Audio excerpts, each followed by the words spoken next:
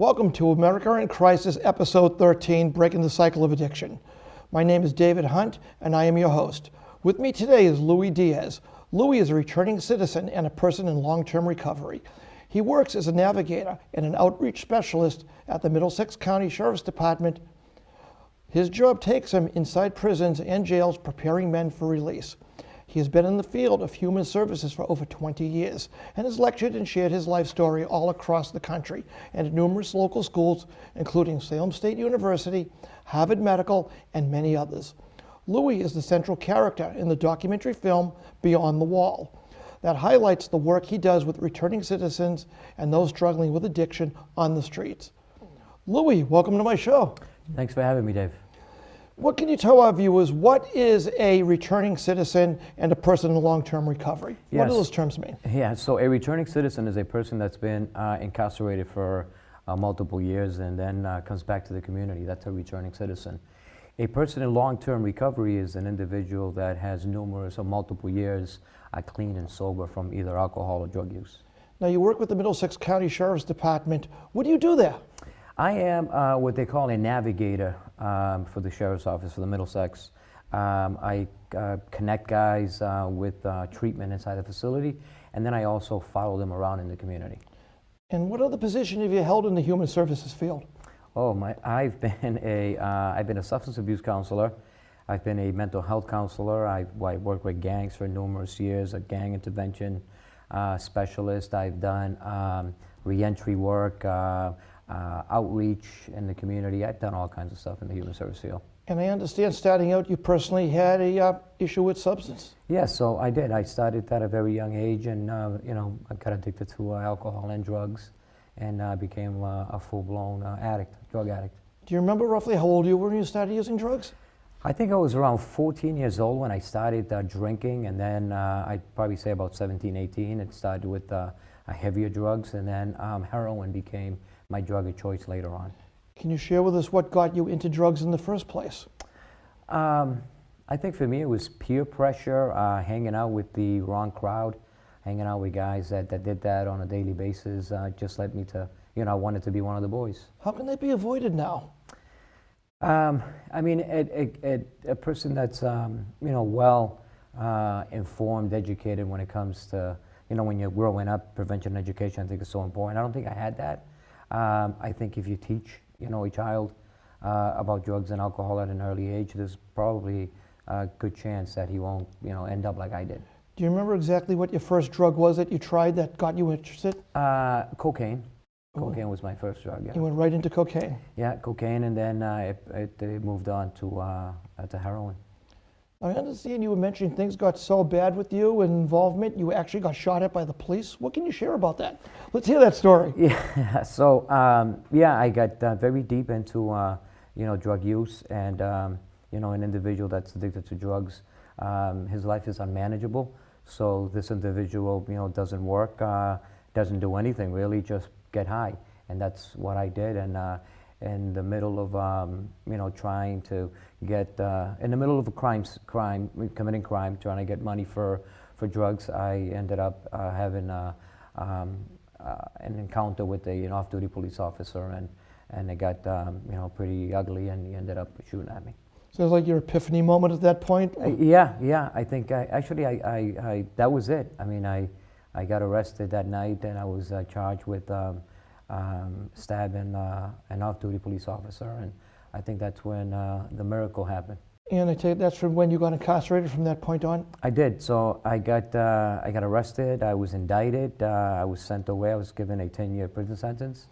I did a little under 3.5 years while I was incarcerated.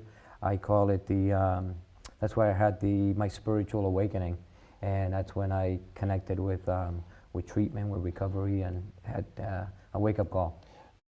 Back in those days, did you consider yourself like a tough person? What type of personality were you?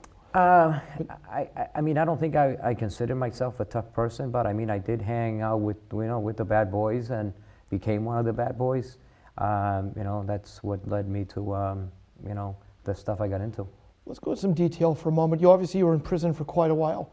Is it fun and games in jail for people that have never gone to jail? Is it like, oh, I can handle that. Oh, no sweat, 3 years, 10 years, no problem. Yeah. What's it really like to leave freedom and get locked away? Can you share with our viewers what they're looking forward to? You know, I can put that this way, Dave. I wouldn't wish that on my worst enemy. I don't think it's prison. It's a tough place to be. You know, it's a survival thing every single day. It's tough. I've seen you know, stuff that you only see in movies. I seen them in there, and I think I was one of the lucky ones because I was one of those that got connected with some guys in there, that the older guys that took me under their wing and basically showed me the ropes, and I knew how to carry myself in there. Can you share with us a day-to-day experience where you've lived it? You get up in the morning, is it a particular time, is it a routine, or is it whenever? What would I look forward to if I went to jail on drugs? Yeah. What would my day be like? Can you walk us through this? Yeah, so everybody wakes up at the same time. You know, they have a general count. So I'd say probably about, you know, 6:45, 7 o'clock in the morning, you're up, you have to go to breakfast. If you don't go to breakfast, and every facility is different. Yes, correct. But, you know, you wake up in the morning and you're out in a unit. Some facilities don't allow you to go back to your cell, so you got to stay in the unit. If there's any types of programming in the facility, you can participate in the programming. But you know, that's basically it. You're housed there. You're at a place where you just you know, you hang out all day. If you're not one of the tough guys, what's it like for somebody, say my size, coming in off the street? Yeah. What are my chances of really I mean, enjoying jail? Yeah, I think a lot of the facilities, I think the administration does a very good job at controlling the facility. The security is you know, well, you know, performed in there, and so I don't think you see that much as before, where guys are, you know, getting over on other ones and abusing them and doing all that stuff. I mean, it still happens in facilities. But I think for the most part, the administration has control. I mean, if you're one of the weak guys in there, and you know, and you show signs of weakness, and you're afraid, they will, you know, take advantage of you. I know Middlesex has an excellent reputation for the way it's jailed, like most of the jails in Massachusetts. But you've got some of these jails in the far out area, even out of the country, that conditions aren't quite the way they are in Middlesex. Oh, definitely, and not just because I work at Middlesex, but it's probably one of the most you know, structured, and it's ran the right way. The Middlesex Sheriff's Office is just an amazing facility. Sheriff Peter Katusian has become a national, you know, figure when it comes to, you know, the types of programming that he has at his facility. We've become a national model. So yeah, it's a great facility, a lot of programming, and you know, they know how to run that facility. So you were starring in a movie or a documentary about you called Behind the Wall. Yeah. What's it like day by day behind the wall? Yeah, so it's Beyond the Wall. It's the name of the film. Here we are now. Yeah. So it's a documentary based on 5 characters, 5 individuals that come out of prison, and you know, they are looking for services. They're looking for help, and I'm that person, that navigator, that recovery coach, that mentor that navigates them through the system, connects them with different services in the community, keeps them, you know, in compliance with probation and parole, and from dying because of, you know, this opioid epidemic. These guys are all, you know, struggling. And speaking of the epidemic, I understand now, up until today's date, there are 938 overdoses in Massachusetts, the whole state, attributed to opioids, basically heroin. And I mean, that's, even though we're down 11%, that's still almost 1,000 lives that have been destroyed.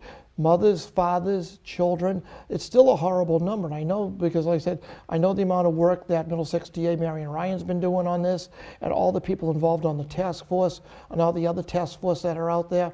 And it's great that it's dropped 11%, but 932 lives is still 938 lives is still, that's a significant number for the first 6-7 months of the year.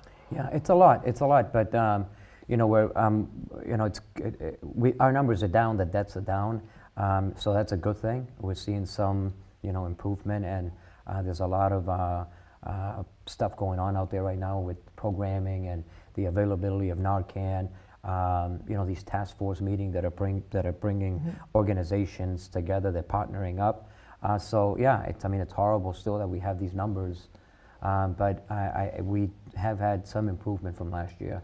Let me ask you straight out. If I was a user, I got arrested today, and I went into a facility, whether it's Middlesex, Essex, another facility, Suffolk, what would I have available to me if I said, I got on drugs, I can't do it on my own. I'm a captive audience, I'm not going out tonight, I'm in jail. Yeah. What can you give me to get me off of this? What programs could I look forward to looking for help? Yeah, so most facilities have, like a medical protocol, a detox that will help individuals that are coming off of alcohol or heroin, cocaine, the benzos, whatever the drug is. They do have some medication that'll detox these individuals. And then there's all kind of different programming going on in the jail, different units that provide different types of programming. Now let's get back to you for a couple of seconds. I understand you were in prison in Puerto Rico, am I right? Yeah, I actually ended up in Puerto Rico on vacation, and but I was actually running from the law down here. Oh, okay. Yeah, so I ended up getting arrested down there, and ended up in one of the worst prisons that exist in the planet. What's the difference between, say, Middlesex, Essex, Suffolk, compared to Puerto Rico's prison system? What would someone have to look forward to getting arrested in Puerto Rico? Yeah, I think in Puerto Rico, the administration doesn't really have control of the facility the way that here in the Commonwealth, the way the facilities are operating is totally different. I think the administration has a little more control. Down there, it's not like that. Not at the facility that I was at. What was your day like down there? We have plenty of time, so what was what was your day like? You wake up in the morning, what did you do? I'll put it to you this way, Dave. I had been incarcerated in the prison system here, so I was in the Walpole, Concord, Shirley. I went through the system, and I was in Middleton, and so when I was down there, every morning when I woke up, I was just like praying to God that I would get extradited to come back to the States, because that facility was just that horrible. Again, the administration had very little control over the facility, and so guys were getting stabbed. I seen guys that would get they're sleeping in their beds. Somebody's lighting it on fire. Guys being assaulted. A lot of drugs. Not like here. It's very different than here. It was a very tough. Actually, the prison was called the White Bear. El Oso Blanco in Spanish, and it was one of the worst prisons at one time. And I think in the planet, it was really bad. They closed it down, and it's no longer a correctional facility. How are the drugs that get into a prison? There's all types of, through visits, through mail. I mean, it's all kinds of, sometimes even guards that are, a little corrupt and bring stuff in. It's all different types, all different ways. I understand you mentioned that you tried to commit suicide. It was that bad? Yeah, at one time, deep in my active addiction, I had tried everything. I had tried detoxes, I had tried going into programs, and I found myself in a situation. I was very desperate. I wanted a way out, and I couldn't find, I didn't know that I could, get clean. And yeah, I became suicidal. I had suicidal, tendencies, thoughts, and I tried to. So you couldn't get off the drugs, and you couldn't stand being on the drugs. Yeah. And there was no way out. Obviously, they did not have the programs back then that they have today. Yeah. So basically, you're left with no choice. I can't do this anymore. And I was also in Puerto Rico. I was in the island where I didn't know, I'm originally from here, from Lawrence. And so being in Puerto Rico, an island that I was unfamiliar with, I didn't know where to go for treatment. So it was very tough. So I thought that was the only way out, was to end it. Well, let's back up a little bit. In jail, how many percentage would you say of people in prison right now around here are actually on drugs or came in on drugs? Yeah, I would say probably 80 to 85, and maybe even more % of the people that are incarcerated have either an alcohol or drug problem. And other reasons they're in, say robbery, armed robbery, breaking and entering housing, what would you tell our viewers, what would that have to do with drugs? I mean, a person that's looking for drugs, in order to buy the drugs, they have to commit a crime, because you can't hold down a job when you're active in addiction. You're unmanageable. You don't function right. So that's what everyone turns to. We turn to, I turn to car theft. I stole cars and I sold stolen cars and car parts, and that's how I was able to maintain, my drug habit. And that's what everybody does when they're active in addiction. So it all comes back to drugs one way or another. Oh yeah, always. Whether you're selling stolen stuff, breaking into stores, robbing people, whatever the case may be, you're doing it because you want to get money for drugs. Now, when you got released from Puerto Rico, let's go back a few years. What did you do? You came back to the United States. What point? Where were you? What did you do? So when I was incarcerated in Puerto Rico, the Puerto Rican authorities actually had notified Massachusetts, and Massachusetts didn't send for me. They didn't extradite me. So what they ended up doing was the Puerto Rican authorities, once we wrapped my case up, they released me with the conditions that I come and turn myself in to Massachusetts. And I didn't. I stayed in the island for a few months, and then I came back and I didn't turn myself in. I got picked up when I came back. And what was that like? Where did you go on from there? So in Puerto Rico, I call it, that's where the miracle happened. That's where I got clean. And so when I came back to the States, I probably been clean for about a year. And that was, last time I stuck a needle in my arm was 22 years ago. July 5th of this year was 22 years. Congratulations, you've been able to stay sober all this time. Thank you. How many people, unfortunately, are not like yourself that you see? Obviously, you're in the prison system now. How many people would you see returning after they're released? What percentage would you say? Returning in what sense? Returning as a prisoner. People that get released. Yeah. Do you see them coming back? Are they frequent flyers? There is. I mean, unfortunately, the recidivism rate, it's high. It's guys that come in, especially those that leave a facility without, any treatment, without an aftercare plan, without somebody out there to welcome them and walk them through this process. That's what this movie, Beyond the Wall, is basically about. It's about the importance of having a mentor, someone there that's going to walk you through this process and help you adjust back into society, because it can be very tough for these individuals when they get out. You have a guy that comes out, now he has a criminal record, some of them have no work history, no insurance, now they're on parole, they're on probation. Sometimes they'll lose their family wants nothing to do with them because they ended up incarcerated, so it can be tough. Now, many people don't realize what happens when someone goes to prison unless they have a loved one in there on their own. Yeah, it's tough. What can we tell the studio audience that if someone goes into jail or in a prison anywhere, at least in Massachusetts, what can they look forward to being offered for them for help? What type of programs? Do you just yank the drugs away, or do you walk them through? Yeah. You try to rehab them into a job type of situation? Yeah. Let's talk about that. So that's the importance of this reentry stuff that's going on, and the importance of having people like myself, navigators, that walk these individuals through this process, because it can be tough. Like I said earlier, these individuals are coming out, and sometimes they're coming out to nothing. So having someone out here that knows, that gets educated, gets informed on how to treat these individuals when they come out, they can point them in the right direction. There are services out here. I mean, we need more, yes, but there are services out here that help returning citizens, individuals that come out and need employment, that need substance abuse treatment, that need housing, a place to live, and so on and so forth. So it's important to have someone out here, because it can be tough for a family to welcome a returning citizen who has nothing. Chances are he'll go back to the same thing. If the family doesn't welcome them and they never had a job to begin with, how hard is that for someone coming out? That's why I believe the systems you have in prison to educate them, maybe give them a trade so they can come out with some experience, versus, okay, you're free to go. The family says no. Well, all I know now is car theft and how to sell drugs. Yeah, exactly. It's very tough. It's very tough for individuals. I just worked with an individual last week who wanted to find work but didn't have an ID. So we were trying to get his ID, but he didn't have a birth certificate.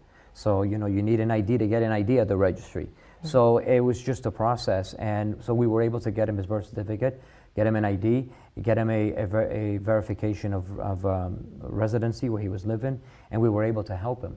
We were even actually we were able to get them into a sober house, which was good. But if he didn't have us, an individual like me and the team that helped him, he probably would have went back to using drugs and probably would have ended up incarcerated again. So they can turn to someone like you with knowledge to give them proper advice and the correct answers to what they need to know to educate into society. Correct, and that's what I had when I got out, Dave. I had a bunch of guys who took me under their wing. guys that had been there, had done that, and said, hey, if you want to change, this is what we did, and this is what's going to work for you. If you want what we have, you have to do what we do. And that's what I did, and here I am, 22 years later. Now, I've heard the term Reentry Manager thrown around occasionally. Yeah. What is the position of the Reentry Manager over at your at Middlesex? And do you work with her one-on-one, or you're a team, or how does that work? So I am, like I said, a navigator for the Matador program, the medication-assisted treatment and directed opioid recovery. And it's a program that helps individuals that suffer from alcohol or heroin dependency addiction. We get them on the Vivitrol shot.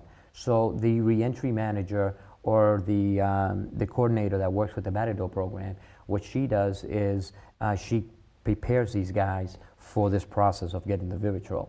So getting them medically cleared at the jail, getting them on this shot a day before their discharge, and then also making referrals for these individuals in the community. Now, you mentioned the word mentors. What's a mentor do for the people out there that aren't familiar with the prison system? Yeah, so a mentor basically, what he does is, or she does, is walk this individual, help them, sometimes even hold their hand in the beginning, and point them in the right direction. They become a bridge, that a person can cross from point A to point B, and this person sticks by you. And most of the time, this mentor becomes a person that the returning citizen looks up to. And he says, wait a minute, if he's doing it and he's gotten this far, I want that. And that's what basically a mentor does, is just walk the individual through the process. And I understand there are even more people in the prison system that are able to help out, such as, what is a recovery coach? I hear that term thrown up. Yeah. Is there a difference between those for our audience? They're similar, and a recovery coach, a mentor, a sponsor, they kind of basically do the same thing. Motivate a client, an individual, help them, walk them through the process, be there for him when he's in a crisis, walk him, like I said, hold his hand, in the beginning. It's basically kind of the same thing, a recovery coach, a life coach. It's just a person that's there for you in a moment of crisis. A couple of terms are confusing to people. I hear, well, when they get out of jail, they can go to a halfway house, they can go to a sober house. Mm-hmm. For the sake of our audience, is there a difference? Can you explain the difference between the two of these? It's not just the same general term for the same thing. Sure. People think, oh yeah, it's a sober house, a halfway house, it's the same thing. Sure. That's not true, is it? No, it isn't. So to put it, in simple terms, a halfway house is a structured program. A sober house is a step down from the halfway house, where there's not much structure. The only requirement is that you work, pay your rent, and you stay abstinent from drugs. You're clean. So the house manager might request that you go to meetings. There might be a house meeting, and they might do random drug tests. Okay, I was going to ask about testing, though. But it's not the honest system. So it's a little different. So a halfway house is very structured, more intense. A sober house is like a step down. It's not that structured. The only requirement is that you pay your rent and you remain clean and sober. What can you tell us about a medicated assisted program? What is all that about? Yeah, so medication-assisted treatment is basically Suboxone, methadone, and Vivitrol. These are tools that are being used to help individuals that suffer from, alcohol or heroin dependence.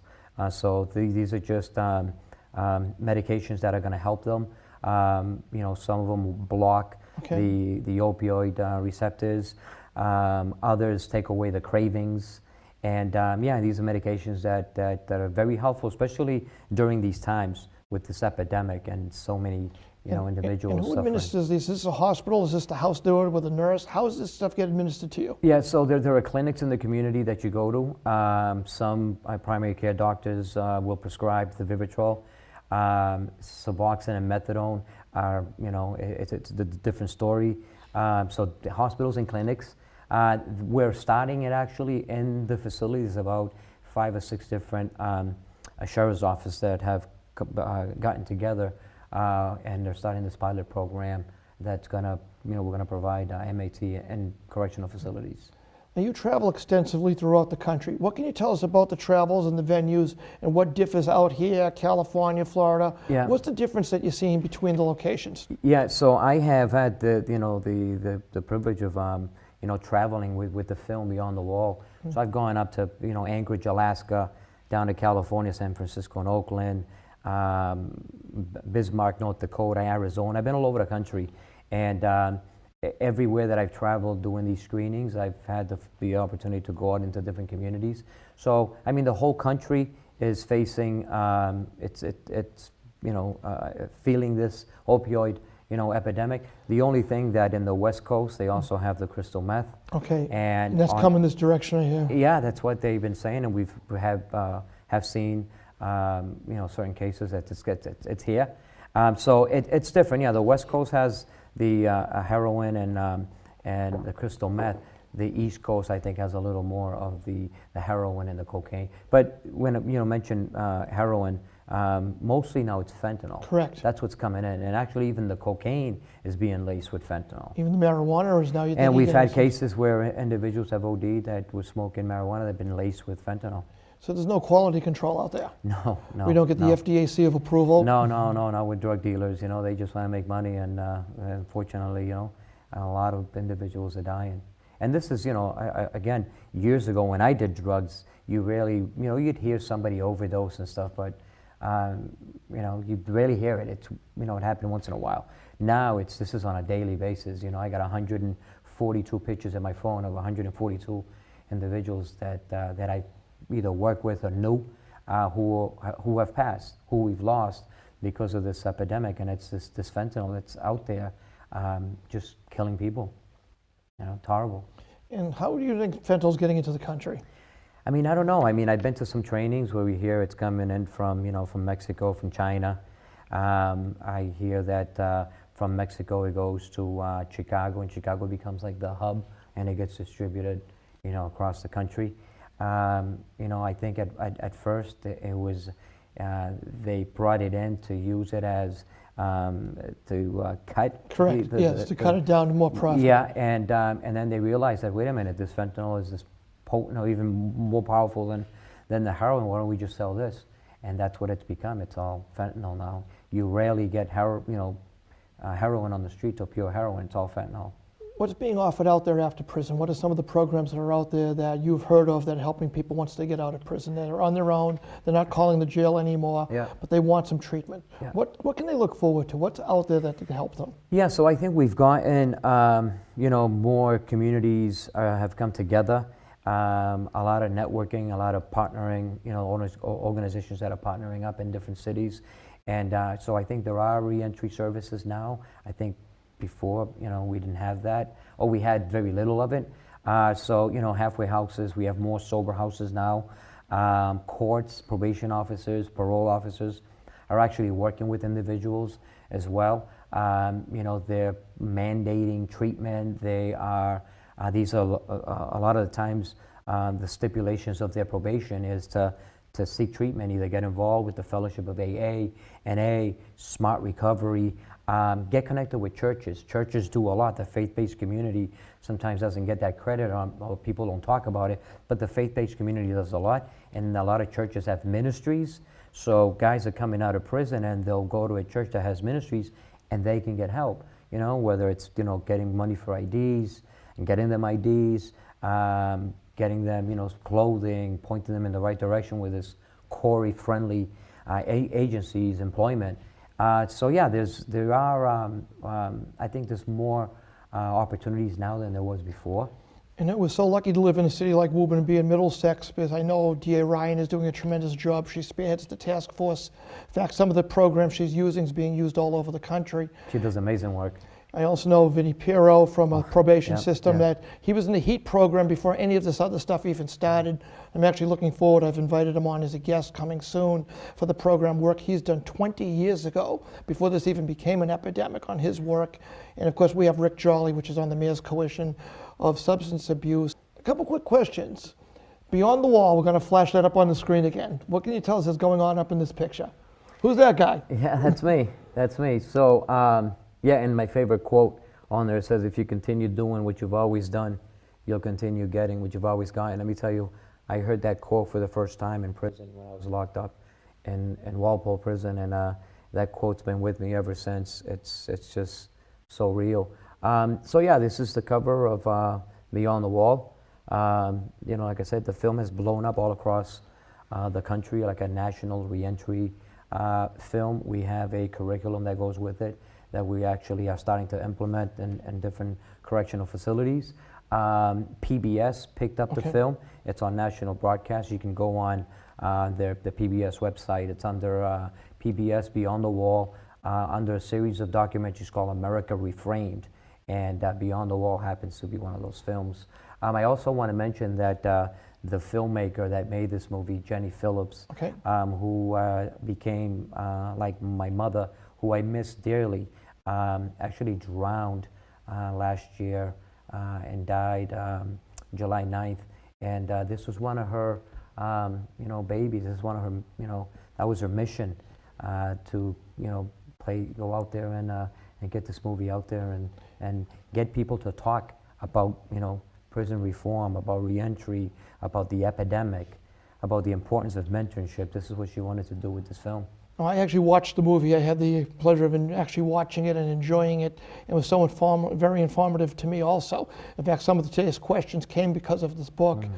And this is something that if you have someone in your family that has a substance problem, or if you just want to get more educated about it, or learn before your child gets involved into the drugs, what's science, what's out there, what's get to look forward to, and oh my God, I don't want my kid to go through that.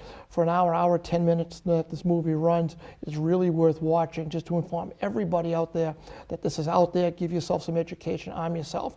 I noticed there are about 4 or 5 people with you on the movie.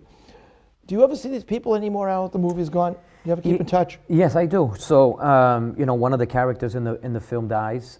You are going to be meeting or working, doing a show with his parents. Oh, yes. Yeah, and so the other characters in the film are all actually doing very well.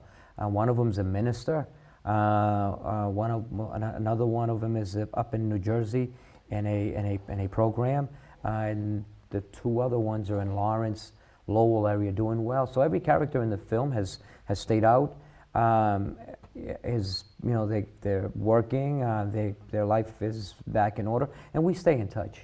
We keep in touch. And you mentioned before you go to your old stomping ground to check up on people. We'll wrap this up really quick. Yeah. What's that like when you go there? What's it like when you go back into the old neighborhood, your stomping ground? How have things changed? Yeah, so this is something that I do on a regular. I think that's like my calling as an outreach worker. So I spend most of my time on the street. So I go down to Lawrence. I spend most of my time in Lowell and the Merrimack Valley area.